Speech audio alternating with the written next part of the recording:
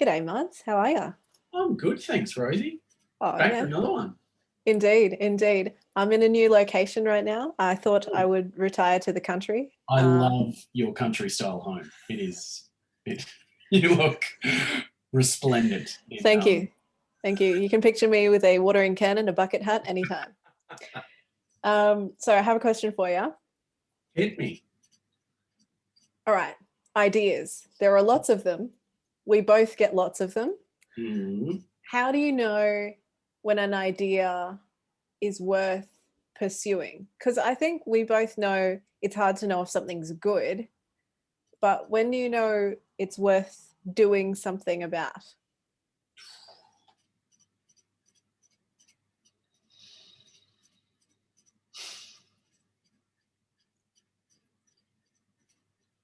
I mean, I guess the simple answer is you don't until you give it a go. If you give it a go, most of the time, you'll realize you actually don't care about the idea. Like, most people aren't prepared to burn for their awesome, amazing, world-changing idea. It doesn't matter how good it feels at the time. So, if you think like 100% of people on the planet for all time have come up with great ideas. 100% of people. It doesn't matter how old you are. Like, kids have great ideas all the time. My son has designed a whole new kind of school that he wants to go to. Is he going to do anything about it? Probably not. I ask him about it all the time. But the difference isn't, is an idea good? It's how much do you care about it, first of all? Are you prepared to get out of bed, drag yourself out of bed, burn for it in a personal sense, whether that's time, energy, money, give something up for it. And so that's sort of the first filter. And then if you do that and you still really love it and it's, it's coming together, then will anyone else burn for it? Will they reach into their pocket and give you money? Will they, reach into their calendar and dig out an hour, to give you some time, to come and do it? That's the measure of a good idea. Otherwise, it's just a hypothesis. It's a hobby. Hobbies are great. But whether or not you should, most businesses are just expensive hobbies, right? Yeah, fair enough. Okay, so because whether it's a good idea or a bad idea, you won't find out until you try it. And so you said burn for it. Are you willing to burn for it? So when I said, is it worth pursuing? I guess it's just, if it's important enough to you, you'll do it. Is that a fair, like a good, a nice rule of thumb? Yeah, look, there are different motivations. Everyone's got different motivations, right? We're all driven by, our primary motivators are, usually fairly simple. By, I like carrots or I like sticks, or I like carrots or I don't like sticks, or Yeah. whatever that Some deep. people might like sticks, Totally. But if the idea is good enough, then our brains find ways to turn that into a carrot or a stick. Yeah. Right? And, if you're willing to, like some people, I just happen to be really good, really bad, I would say. I don't know. My brain naturally has delayed gratification. Like, I don't mind putting off being broke or being miserable or working hard, for a long time in the pursuit of a longer term goal. I don't mind that feeling. I'm terrible at it. Like, I like doing that up here. I'm terrible at it with my body. Like, some people are just amazing at doing delayed gratification. They like going to the gym. They like, doing a level of consistent work in order to get this long-term payoff. I just cannot. I've tried. Like, I'm trying every day. I'm trying to get in that practice. But the idea of being fit has never burned enough for me until now. And so I'm willing to put in that effort because I want that. Like, that is just burning its idea into it. Like, this concept of not being a short fat guy, but just being a short guy. Like, I was like, man, I can't control one of those. So like you know, and I'm not too worried about the other one. But now that idea, like it's burning for me. Yeah. Like Like, I don't know any better way to put it, because if it's not burning for you, why yeah. would you bother? No, I totally agree. So I think, firstly, had no idea you were short, just so you know. Well, yeah, it's like As a short person, everyone is tall to me. So I just thought you were like, just thought you were a normal height. just another giant. Exactly. Secondly, like, burn for it. Like, I think this is the thing: is someone gets a good idea, but they're not burning for it, and they try to force it, or they get a lot of FOMO. Like, well, this is a good idea. I feel like no, that's the same thing. I just figure if you continually allow yourself to have lots of good ideas, eventually the stuff that's really interesting to you keeps popping in your head. You do end up burning for it. You do end up cultivating. Like, for example, like being getting into fitness. I'm sure that idea crossed your mind plenty of times over the decades. But Every time I see an attractive, short but not fat person, I'm just like, man, how did you do it? Like, what's the maths on this? And so, yeah, but like it kept popping into your head until one day it's like, oh, that's on fire now. Like, that's cool. And I think the same's true for ideas. And so, like, I don't think that there's FOMO on any one idea, because if it's important enough, it'll come around. Of course, yeah. This is the like flip. Yeah. One of the way people often say, like, how did you know that your wife was the right person, right? It was, I don't know, we'd been dating for a couple of months, and I was like, yeah, she's okay, she's kind of interesting, whatever. But like, one time I had this huge download. Like, I had just one of these absolutely cracking, game-changing, like cancer-solving, world peace solving, ideas, right? And it just descended for me, and I was like, oh man, this is it. And I told her about it, and this look of utter terror, like the color just drained out of her face, her eyes went wild, and she was just like, could you email that to me? And I was like, I'm sorry? Are you killing my joy right now? Because, like, I'm pretty sure I just told you the single greatest idea that anyone's ever thought of. And it turns out, we found out, sort of months, later, that what was going through her head is, I don't want to let this guy down. I don't want to kill his joy, but I also want to know if he's legit. If he's not even willing to send me an email about it so that I can spend the time to think about it and come back with a considered response, then I guess there was no idea there in the first place. And so maybe a better way to put it is, like, if you have a great idea and you're not willing to email someone about it and wait 3 days for a response, then, like, did you really have an idea in the first place? Like that, like, it was a game changer, because now she is the perfect, she's the grounding for my electricity, right? Like, I've got all these ideas, like, I've got all this great stuff, but until something happens with it, she's like, it's not a thing. And I only want to do I only want stuff to happen with ideas that I really care about. So I don't know, maybe find yourself a Claire. I freaking love it. I have a Claire equivalent in my life, and it's pretty handy. Yeah. Okay. No, I love that, because that answers one of my other questions, which is, what do you do if you have too many ideas? And I think, well, I've had a few experiences with that over the years. I've actually I worked with a guy, one of my favorite in Australia. He now runs an awesome subscription animal for dog food service called Scratch. But years and years ago, Mike Halligan and I were sitting around. We're like, oh, we should do something. Like, we had, I don't know, 3 weeks or 4 weeks or something. We'd had nothing to do. So, like, okay, let's do something. And we came up with a bunch of ideas. And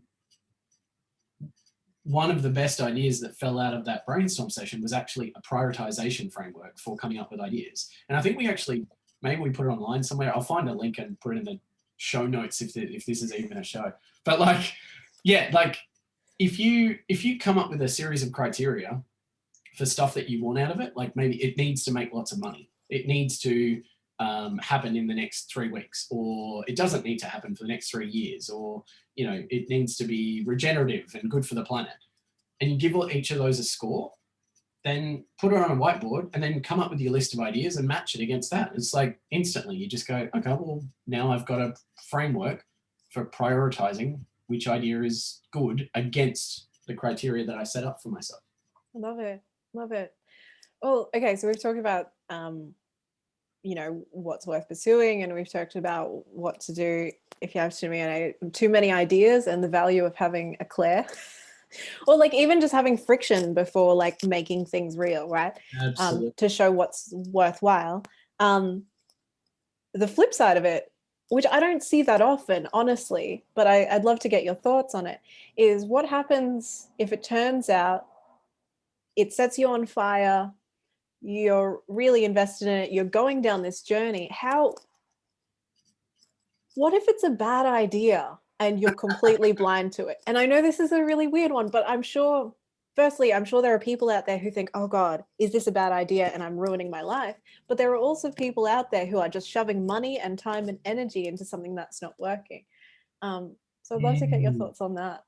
Yeah, we've met a few of those in our time, haven't we, Rose? It's heartbreaking when you meet someone who is propping up something that even deep down they know isn't really as good at, like they're pouring good money after bad, right? It's one of the saddest, most difficult parts of this job.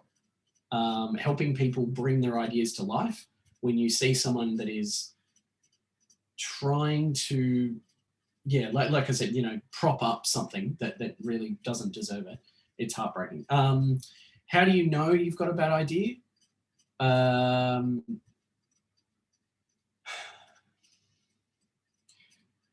Invest in an accountability or vulnerability partner, someone that you know will ask you the questions that no one else will, and force yourself, whatever it takes. Like you've got to, if you're burning for this thing, great, but you've really got to burn for the truth, and they've got to make you burn for the truth. Because if you really, really care about it, that's great.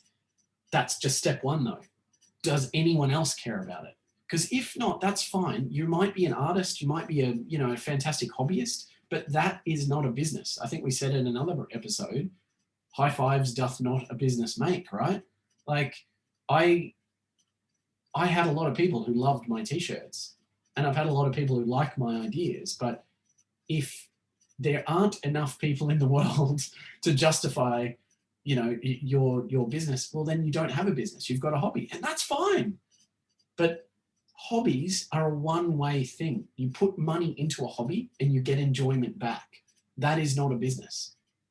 If there's not a two-way money conversation, you know, then I'm not saying it's a bad idea, but it's probably a bad business.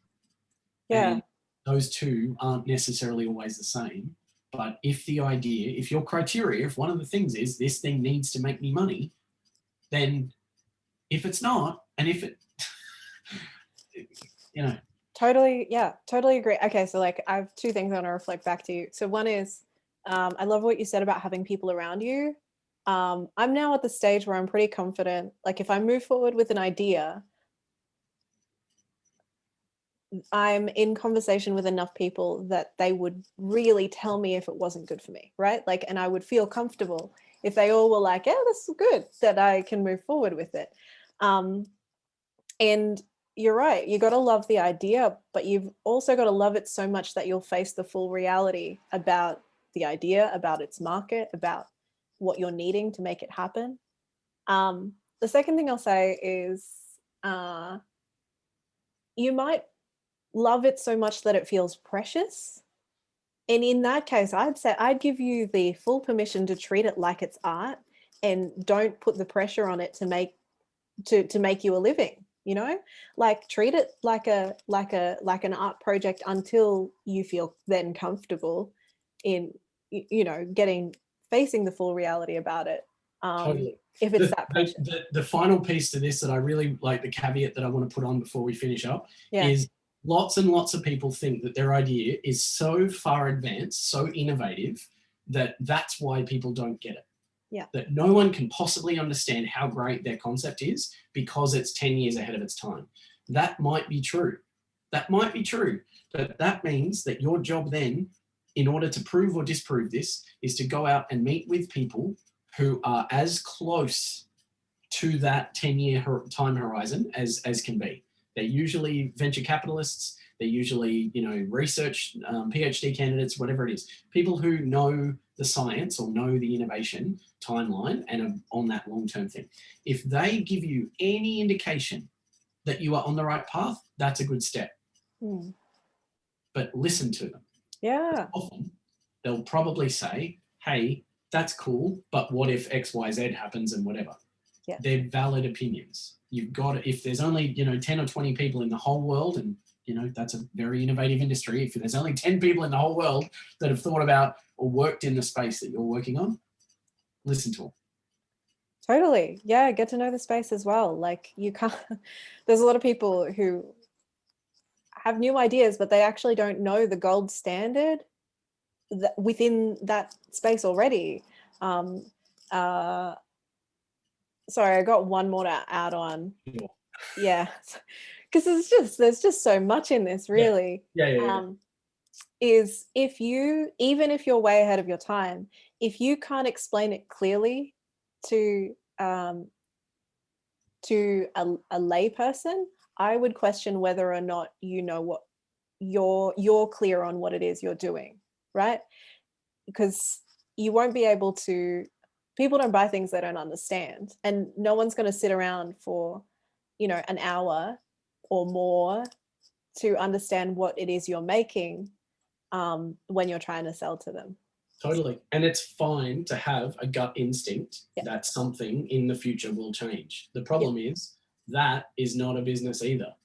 That is a very strong intuition, and that's great. The problem is everyone's got one of those. But if you want to build something, you've got to be able to say, okay, here's the problem space, and here is my proposed solution to that problem.